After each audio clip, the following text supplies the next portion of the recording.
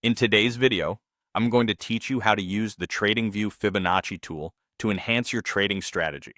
Understanding how to effectively utilize this tool can give you valuable insights into potential market movements and help you make more informed trading decisions.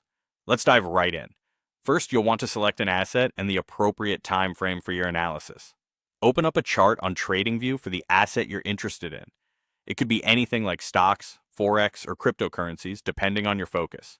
Choose a time frame that aligns with your trading goals, whether it's a short-term analysis on a 15-minute chart or a long-term view on a daily chart.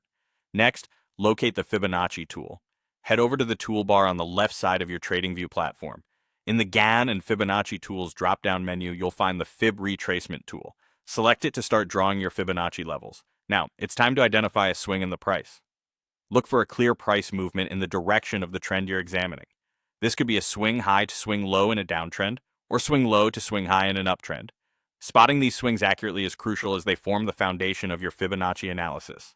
Once you've identified the swing, it's time to draw the tool. For an uptrend, click on the lowest point of the swing, known as the swing low, and drag the tool upwards to the highest point, or swing high, of the same movement. After you've drawn it, the tool will automatically display the Fibonacci retracement levels. These horizontal lines represent potential areas where the price might pause or reverse as it retraces back from a recent move. Now, let's move on to analyzing the levels. The most common Fibonacci retracement levels include 23.6%, 38.2%, 50%, and 61.8%. These percentages represent areas where the price might pull back before the trend resumes. They can also act as dynamic support or resistance points, offering potential entry or exit signals based on market conditions. If you wish, you can customize these settings. By clicking on the Fibonacci levels themselves, you'll open up a settings menu where you can adjust which levels you want to focus on.